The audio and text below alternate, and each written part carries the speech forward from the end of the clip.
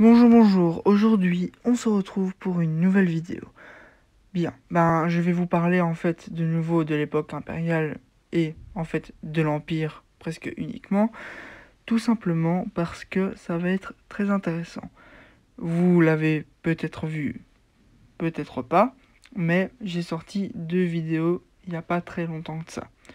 Premièrement, le projet Stardust. Si vous l'avez pas vu, allez le voir, c'est très bien.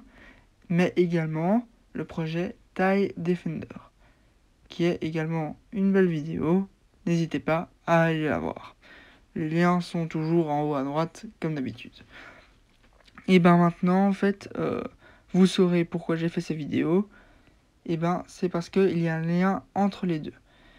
Ce lien, vous êtes prêt à le découvrir.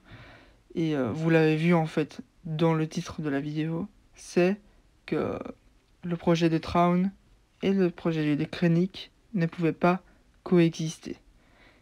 Et donc, il y a une rivalité entre les deux. Bien, maintenant que cette introduction est terminée, je pense qu'il est temps de lancer le générique et de commencer la vidéo. Donc, il ne reste plus qu'à dire générique.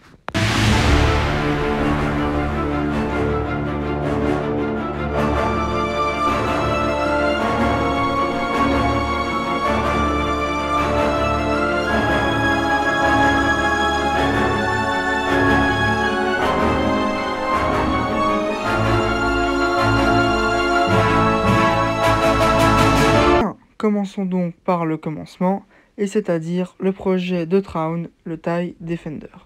Je ne vais pas répéter tout ce que j'ai dit dans la vidéo d'où j'ai parlé de ce projet, mais je vais faire un petit résumé très très rapide.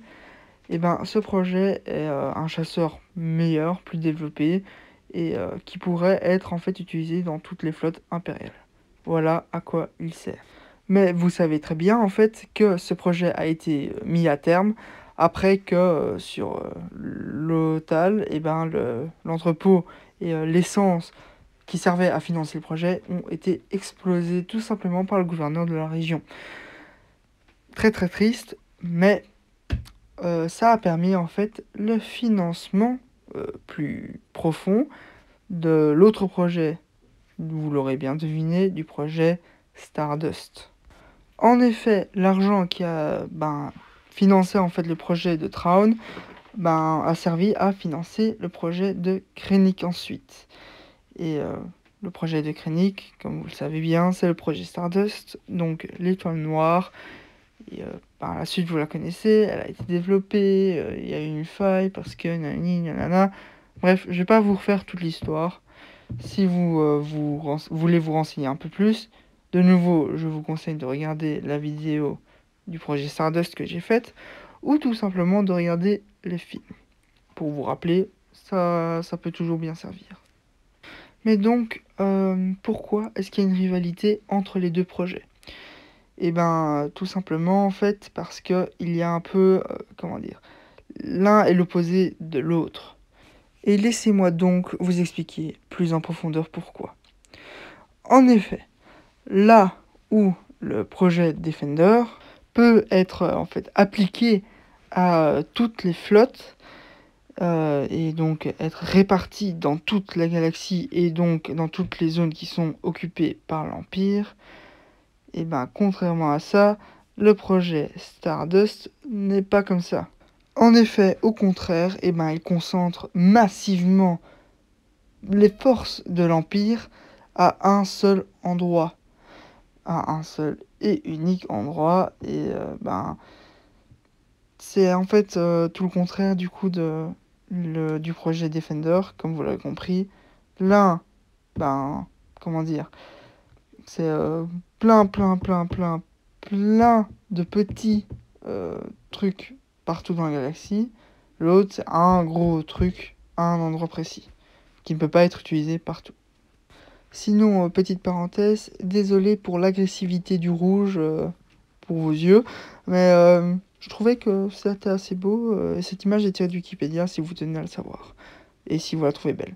Bref, reprenons du coup là où on était, c'est que l'un est l'opposé de l'autre.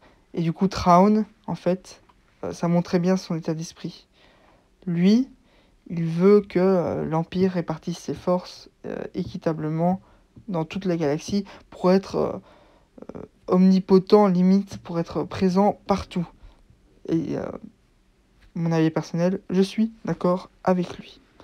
Mais, contrairement à ça, nous avons le directeur Krennic, qui lui trouve qu'avec une arme surpuissante, il pourrait régner facilement sur la galaxie, pas parce qu'il devrait l'utiliser et que ce serait efficace, partiellement, mais pas uniquement pour ça, mais surtout parce que la crainte de l'utilisation de cette arme serait suffisante pour empêcher toute résistance contre le régime.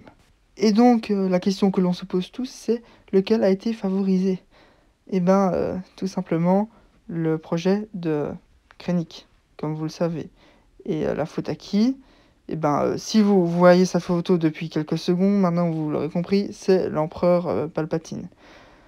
On pourrait se demander pourquoi est-ce que l'empereur Palpatine a décidé de suivre l'exemple de Krennic. Mais lorsqu'on se pose un peu pour réfléchir à la question, la réponse est évidente. L'empereur Palpatine est un Sith, tout simplement. Voilà pourquoi. Bon, c'est pas clair, mais je vais vous expliquer plus en profondeur. L'empereur Palpatine étant un Sith, eh ben, il est plus d'avis à ce que l'on voit sa puissance. La crainte, la peur, la colère, c'est les principes des Sith. Inspirer la peur via une image d'arme puissante, eh ben, c'est le principe même des Sith. C'est faire régner la peur et la colère, etc. Tout ça sans toute la galaxie, c'est le but de Palpatine. Donc peut-être qu'avec cette arme, ce serait encore mieux, plus efficace. Et pour ceux qui ont des lacunes en anglais, je vais traduire la phrase que vous voyez du coup maintenant depuis quelques secondes. C'est « La peur est le chemin vers le côté obscur de la force ». Traun, bien sûr, ne comprend pas du tout ce choix de l'empereur. Pour lui, son projet est beaucoup plus efficace à la longue durée. Et c'est vrai, avoir une présence partout permet de mater une présence rebelle partout, immédiatement. Alors que, bon, avec cette étoile noire, nous n'avons pas ce truc-là. Et quelqu'un de surprenant est d'accord avec lui, c'est Dark Vador. Et on voit maintenant à quel point les deux sites sont complètement différents. En effet, Dark Vador, même en étant un Sith, possède un autre esprit, un autre état d'esprit. C'est plus un général, un guerrier qu'autre chose. Et du coup, pour lui, l'efficacité militaire est plus importante que la force. Je sais pas comment expliquer autrement que par un exemple, mais Général Skywalker de la Grande Armée de la République avait ce même état d'esprit.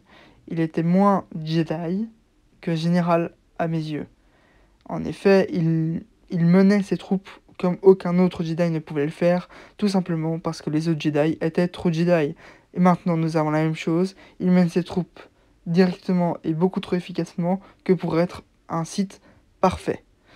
Tel est mon avis. Vous avez le droit d'être pas du tout d'accord. Mais c'est pas grave. Finalement, du coup, c'est Krennic qui gagne un peu la partie. Son projet est financé au détriment du projet de Traun. Mais c'est pas lui entièrement qui est le responsable du fait que le projet de Traun n'est pas réalisé. Bref, même s'il est vainqueur dans le sens où son projet l'emporte sur celui de Traun, il ne faut pas oublier quelque chose, Krennic reste une grosse victime. Bon, je suis un peu rude avec lui, mais c'est la vérité. C'est qui Grand Moff Tarkin a complètement victimisé en volant toutes ses recherches et tous ses projets? C'est le directeur Krennic. C'est qui va se plaindre auprès de Dark Vador parce que oh non, mais c'est tellement injuste que mon projet s'est fait voler par le Grand Moff Tarkin? C'est le directeur Krennic. C'est qui meurt comme une grosse merde sur Scarif? C'est le directeur Krennic. Donc, bon, je suis pour Traun, clairement. Donc, je suis peut-être pas totalement objectif, mais le directeur Krennic pue la merde. Donc voilà, je vais conclure par ça. Donc, comme d'habitude, j'espère que vous avez apprécié cette vidéo. J'y mets tout mon cœur et franchement, ça me fait plaisir de faire ces vidéos parce que avec la masse de travail que j'ai maintenant avec l'UNIF, un peu me relâcher dans mes vidéos et pour un peu penser à autre chose et me détendre, ça fait franchement du bien. Donc je vous remercie d'être là pour regarder mes vidéos avec plus ou moins d'attention, mais quand même d'être là. Et, j'espère que vous continuez à regarder mes vidéos. N'hésitez pas à en parler autour de vous. Moi, ça pourrait éventuellement m'aider. Et surtout, ça pourrait aider l'univers de Star Wars. Bref, de nouveau, je fais une conclusion beaucoup trop longue, comme toutes mes intros. Et il est temps pour moi de vous dire au revoir et à dans une prochaine vidéo.